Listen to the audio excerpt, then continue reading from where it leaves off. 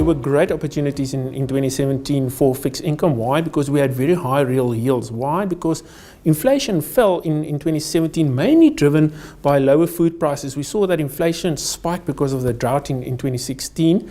And then in 2017, obviously, with the major crops that we had from maize, inflation really fell to lows in 2017. We said this would be a major driver for lower rates in South Africa, which we saw. And probably a SARB, which was expected to hike rates, probably went and sat on the sidelines. And we actually saw rates being flat, but inflation falling. So it really gave us an opportunity in our funds to lock in higher real rates. For example, in cash, we saw that we could suddenly lock in inflation plus 2.5, inflation plus 3 without taking a lot of duration risk. In credit, we could see a lot of opportunity in high quality banks, for example, issuing spreads at very attractive levels and not a lot of duration risk.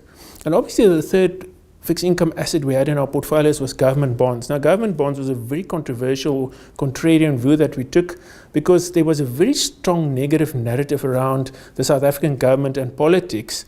And there was binary views on political events that would play out or may not play out. We just said, well, we don't know if these events will play out or won't play out, but what's quite important is what was already reflected in the price of South African government bonds. And we felt and we believed at that point in time that there was a margin of safety in government bonds, and we could really lock in very high real yields for our clients without taking an excessive amount of duration risk in our portfolios. And we felt it was really a good opportunity for the investors in our funds to be exposed to these assets.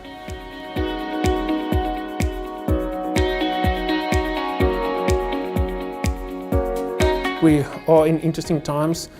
You have the situation where you've got very good growth in especially developed markets. We've now seen it with the US. We're seeing good growth in Europe. We're seeing growth in Japan. We're seeing growth in China as well. But you have this interesting anomaly that inflation is still very low in the world, and central banks are trying to raise rates, but they have to go about it very slowly because the inflation momentum is not really there at the moment. So you still have this continued momentum of global investors that's hunting for yield in the world. And the one place to find yield in the world is emerging markets, of which South Africa is one. So we still believe that South Africa is a good opportunity for global investors, and there's this global backdrop that will support our fixed income yields. If we then jump to the South African environment, we say, well, we probably have a SARB that's probably more hawkish. It means they'll probably err on the side of caution before cutting rates. Inflation is still going to be low. It's still going to be around the middle of the inflation band, which is a good thing. We're probably going to have better growth in 2018 than in 2017. So if we have to think around the environment for fixed income in 2018, we think it's a very good environment for fixed income because you've got low inflation, a central bank that's probably sitting on the sidelines, but you probably also have better fiscal metrics, a better current account deficit. So all the metrics for fixed income is really there to have inflation beating returns over the next year, we believe.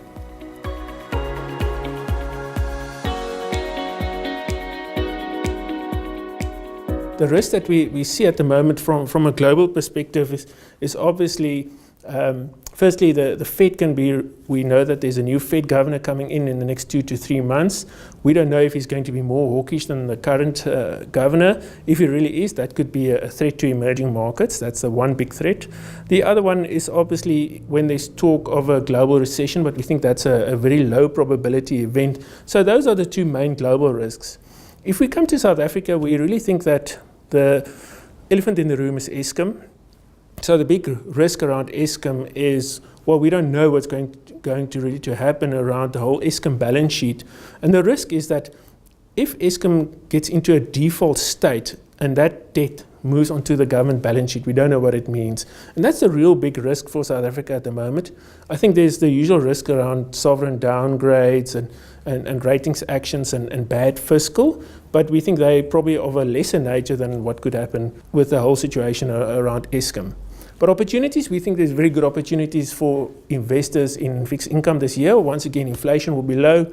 Real yields in South Africa is still high, so cash still gives us CPI plus 2. If inflation is around 5.5 over the next 2 to 3 years, and we can lock in 8% nominal yield, which is about 3% real, it's a good place for investors to sit in cash for the moment.